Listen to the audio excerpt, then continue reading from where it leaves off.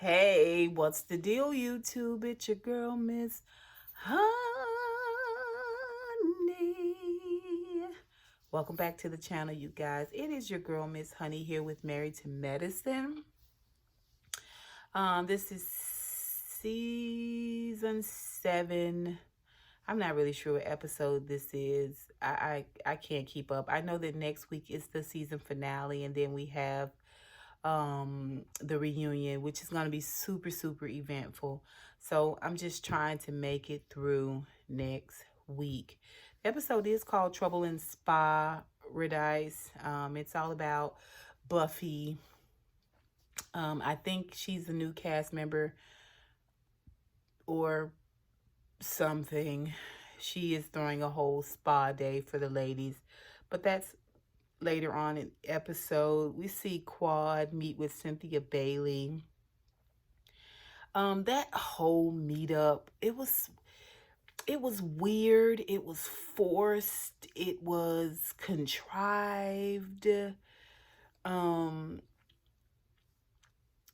She's a good friend of mine, and we met here just running around town, and I don't know. I think at best they are associates. Even if they are good friends, this scene, it was so contrived. And Quad was like, you have called me many times and helped me out many times. Well, Cynthia just said that. Talking about when she was going through her divorce and all of that. And I don't know. I don't like these disingenuous moments. I don't care for them. To me, it poisons the whole pot. I don't care for it. I don't. So they talked about divorce, and it did, take a slightly authentic turn when Cynthia was talking about all the stuff people say to her still now to this day. Some however many years after she's divorced Peter, about her just giving up and not sticking to it. I thought that was a genuine bit of conversation. And then talking about dating, and she was talking about how she met Mike, and just wished the same for Quad. We see Heavenly having family dinner. Laura basically wants to go out with a group of friends. I'm sure it was boys and girls. She's 13. Heavenly kind of doesn't want her to go. She's clinging to her. Even the more Allura tries to pull away, the more she clings to her. When Dr. Damon came in, she had made this food. It was just weird. It was weird. Like the table wasn't set. It was just, she put the boys' plates on the table, and they hadn't even arrived. Like, I don't know if they called and said they was around the corner. It was just odd. It was just, I don't even think they had drinks. Did they have drinks on the table? Like, it was weird. Whenever we set table for dinner as a family, the kids put the silverware down and the napkins and the glass and the juice was on the table and stuff like that. It just seemed so forced.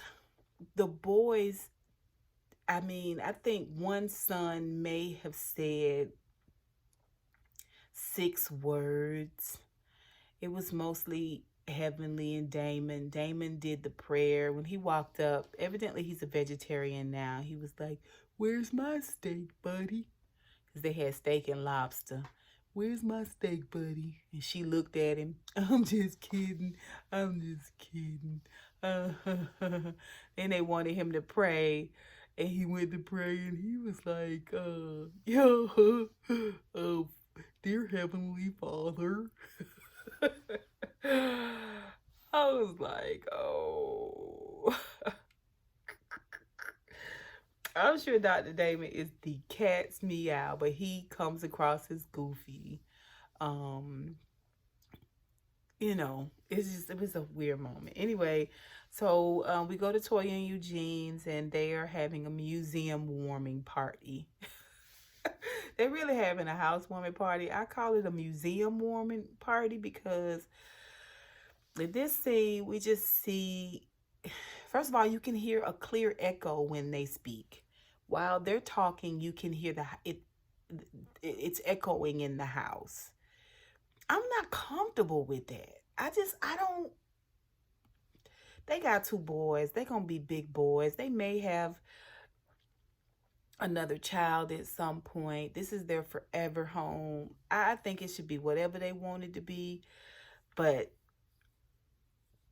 that cream, that beige, that marble, it wasn't marble. It looked like flooring, the pattern, like faux wood, but it was like a beigeish gray on the wall. I just, anyway, they're having a housewarming party. And she thinks she's gonna, need about $10,000 to do this housewarming party. Like, it's so ridiculous. It's so ridiculous. I mean, you could start a business with 10 grand. You could. You could. You could start a couple of online businesses with 10 grand. I don't know. I don't have a problem with people spending money. I don't have a problem with people not liking nice things. I just think a party is so frivolous. It's a housewarming party, and from what I see next week, everybody basically gonna be outside. You know what I'm saying? It's gonna be like a Zanzibar theme. There's supposed to be a camel and everything. No spoilers, but I'm just saying, how is it a housewarming party? Like, she's thinking 100, 125 people. It was good to see their boys. Their boys are cute. Whatever. Scott and Contessa, this was a good moment. We see Scott with the kids, and Scott's demeanor is clearly different. We see where he's, he doesn't seem as flustered or as frustrated. I think this awareness that he has now about how he was carrying himself and how he was coming across. This is the sign of a man who is accountable. It's an individual who can step back and say, hey, I did, didn't I? I wasn't even thinking, or I apologize, or I'm sorry. Like, that is huge for any individual, male or female. Instead of taking this continual, perpetual defensive standpoint, you say, guilty. I did it. I could do some things differently. I could be a little bit better with that. I'm going to really work on it. You know what I mean? Great with the kids. That little Layla, they're going to have to tie Layla down. They're going to have to tie her down. Layla is going to be one of them kids that get up in the middle of the night and get in the car and try to drive it to the store. Mark my words. Mark my words. That little Layla, y'all got to keep y'all eye on her. Well, we see where the doctor comes over, and out the gate, Scott just admits that, Contessa says that she really feels like their issue was poor communication and a basic lack of respect. There was some disrespect there. And Scott, like I said, jumps right on it. He says he feels like he guilted her and into coming back. He says he felt like he talked way too much in front of the kids inappropriately with regards to her. And the doctor points out that it was sabotage. Well, he says in the confessional, to hear it and to realize this is what I had been doing. He was kind of ashamed of himself. He also tells her that he's proud of her. And then, he says, I don't think I ever told you that I was proud of you for going back to school. And she was like, no, you haven't told me you're proud of me. I think she wanted to say ever. But she decided that's not the hill she wanted to die on. I mean, he doing real, real good up until this point. So she was cool with it. He tells her that I want you to be the best that you can be. And I want you to go back and do it. And they kiss and make up. It was something in Contessa's eyes. I can't explain it, but it was something in Contessa's eyes. It was something in her face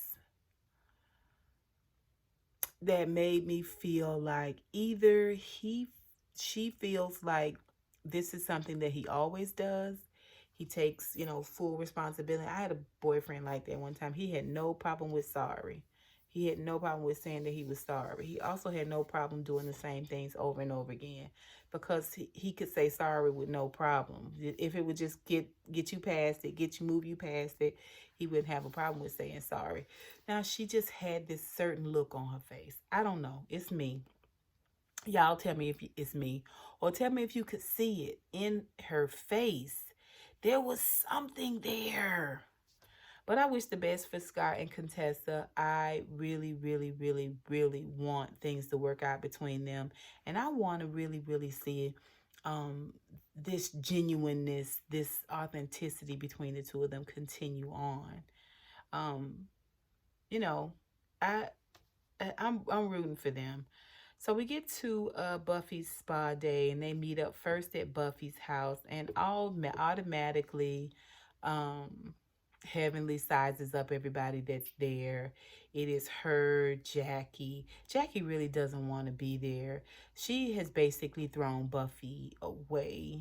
I don't know how close you guys could have been for you to be able to throw her away so easily. You were close enough to share her business, to talk with her about her business and then share her business. But the moment she offends you even slightly, even though you were in the wrong, Jackie cannot let it go. She will be cordial, but she will never be friends with Buffy because Buffy called her out. Buffy called her out, and that's Buffy's only crime. So she spent this whole spa time just kind of lightly shading Buffy, feeling like she really didn't want to engage too much with Buffy. And it's Buffy's spa trip. She was being kind of curt, kind of short, not very present with Buffy, not engaging with her at all. Like, it's just poor form, Jackie. It is poor form, especially after all of those teas and squeezes and girl code 101. Like, it just shows you for who you really are, honestly, in my opinion. Heavenly comes out the gate and want to know why Lake is there. Well, evidently Mariah broke her toe. They stayed 2 days over in Cabo, and she tripped on a towel and broke her toe, and so she needed someone there to help her. I don't think that's what it was. What I don't like about Mariah is you didn't need Lake. You didn't need Lake. You didn't need Lake. What did you think? Did you think the girls was going to jump you? Or they was going to let somebody jump you with a broke toe? I mean, really, first of all, y'all wasn't even spending the night. It was one day, one spa day, and she put them back on the van and sent them back to their vehicles. I mean, really, they went to Foxhall. Foxhall is nowhere. It's Foxhall Cottage is nowhere. So it was just odd that you thought you needed Lake for that. I just think it's weird. It's weird, and it was off-putting. Lake was on her best behavior. So the minute Heavenly realized that she was coming, she texts Quad. Quad get out the car defensive. I'm telling you right now, I'm not having no mess. What's so funny is that we seeing all of this from Quad and Heavenly. We did see some shade being thrown by Simone, because Simone was like, Mariah came all this way and she felt like she had to bring Lake because she didn't think me and Toya would take care of her. And Lake was like, this is my sister, this is my baby, and I take care of her. I was just like,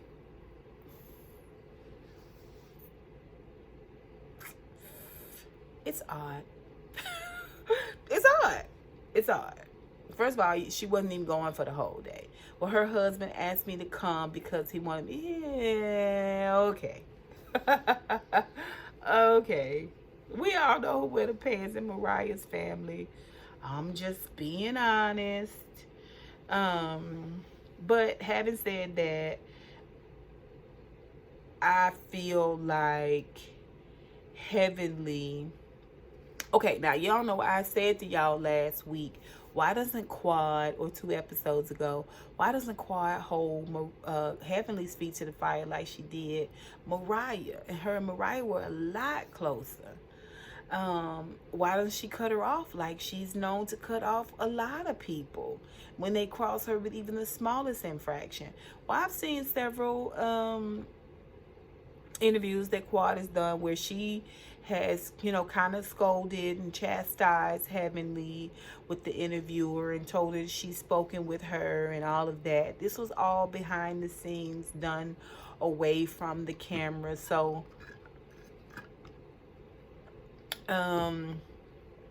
okay, Quad, that's fine. I've seen a couple of interviews where Heavenly was apologizing and being sincere. I call BS. I call BS. What Heavenly said was the truth. I do believe that it was the truth. I do think that Quad took a little spin on the common merry-go-round. Now, I'm not mad at her for that. I'm not mad at her for that. I am not. I think it's a mistake for us to carry ourselves like we're not vibrant, vivacious women who need physical attention just as much as a man. All right?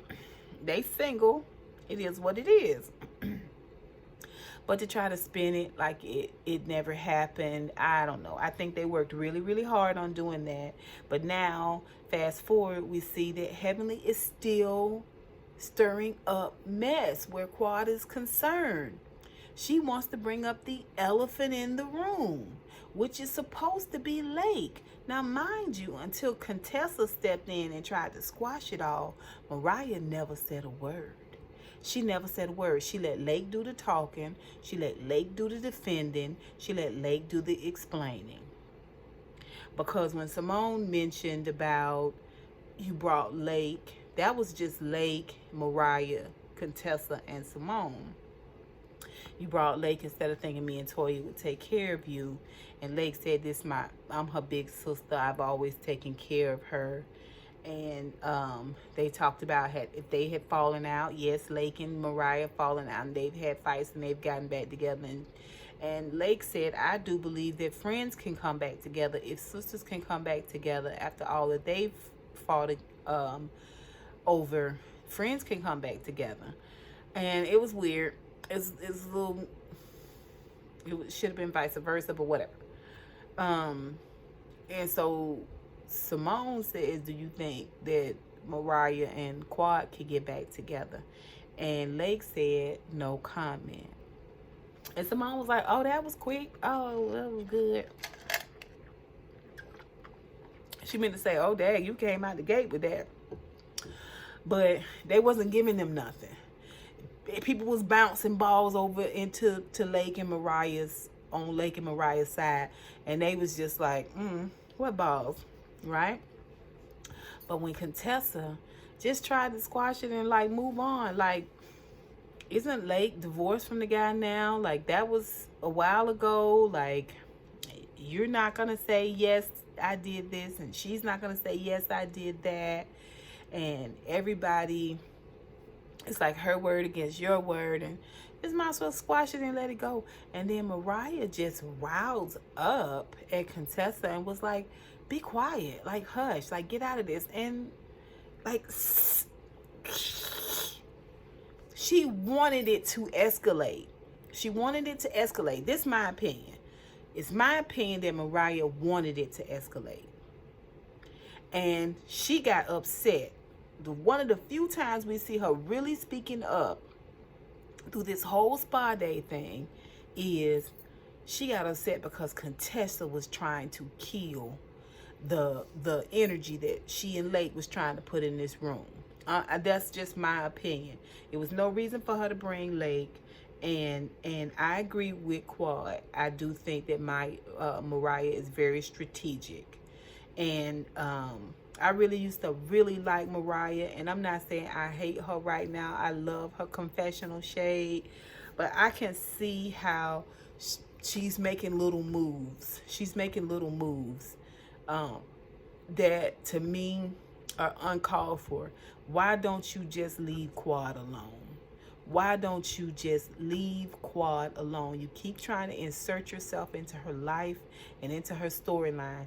This show is for her to pass or fail on. It's up to her now that she doesn't have a husband who is in medicine to make a go of it and to make it work. She doesn't need your input in on it at all. And the fact that you keep inserting yourself where Quad is concerned is a sign of, one, you are way too invested, to the point of almost being slightly obsessed. You are slightly obsessed with Quad. It has become apparent to me. Y'all tell me what y'all think. Y'all put it down below. Y'all know I'm open to conversation about it. Y'all know how much I liked Mariah, and I rode for Mariah. I still believe that she did have some receipts on Damon. Now, what those receipts were in the details, I don't know, but I still think there was something to that. I still think there was something to that. But just the way that you're continuing on, like I said, not a word to say anything to defend herself, to just say, I just really need somebody here that was going to be able to help me, you know, that I could trust. She didn't need nobody. She didn't need nobody there. I've had 2 of those casts on, one on each foot. At different times. I drove, I did a ton of stuff, so I just don't believe it. I don't believe it at all. And I think she got really pissed off with Contessa because Contessa was trying to squash it. Now, when Toya said, Lake, what do you need from Quad? And Lake was like, what? Lake really seemed like she didn't want to get in it. She really did. I was so confused. She really seemed like she didn't want to be in it. I felt like if she was there to help Mariah, why was she even in the room? Like, she could have been somewhere else on a laptop. All they did was sit around in pajamas in the living room of the cottage. They didn't even really go out and do anything. I didn't see Mariah get a massage. Nobody hardly was doing the goat yoga, which is a whole nother thing. I didn't understand why she needed, like, all she did was sit on the sofa. Then they got on the bus and went back home.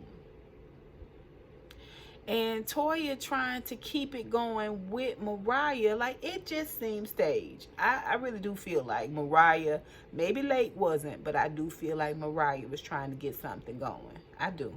And she knew that she was bringing Lake. Now, they showed us where when Buffy called her, she said, can I bring a helper? And it turned out to be her sister. And Buffy said, hey, you could have told me you was bringing your sister. You know, I think that Mariah was trying to get something started, for the record. So we get to the point where they do goat yoga. And this was a little further into when they first got there. They did these relaxing massages and all of that. It was so staged. I don't know. Like, it wasn't. They seemed like they had a good time. Then they did the goat yoga. I really hate it when they bring animals in with black people and black people don't know how to act.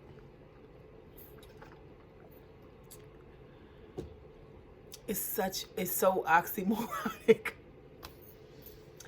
It's oxymoronic because, you know, where we came from, where our people came from was run by animals. We're overrun by animals and creatures of all sorts. My late veterinarian, he's passed on now. He was a black man. There is a wonderful show on Animal Planet about 2 black doctors who own a animal surgery center with a third partner, who I think is a Hispanic gentleman. Black people there are tons of black people that love animals. I hate it when they show us in this light. You know, like we are just so scared. Oh, get it off of me. Get it off of me. I don't want it to touch me. Yeah. It's just, they're just baby goats. Get over it. It's just baby goats. Y'all know goats eating and everything. It irked me. It irked me. I love animals of all sorts. I don't like mosquitoes. I don't like roaches. But okay, anything else I can deal with. I can tolerate. I hate it when they do that. And we're just so scary. We're just so grossed out. It's just such a foreign thing, you know. But that's pretty much Married to Medicine.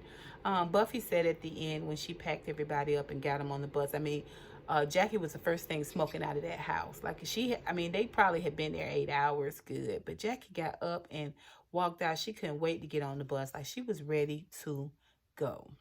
I cannot wait for Andy Cohen to call Jackie out. If he does not, I'm going to give him what for on Twitter. Call Jackie out for her attitude against Buffy. It is atrocious. It's horrible, her attitude towards Buffy. And the fact that she can't rise above it, to me, says a lot about Jackie. Y'all tell me what you think. Y'all put it down below. What do y'all think about Mariah and Lake coming together? What do y'all really think? I would love to know. Give me y'all perspective. Put it down below. Until next time, honeybees. Mwah, mwah, mwah. I holla.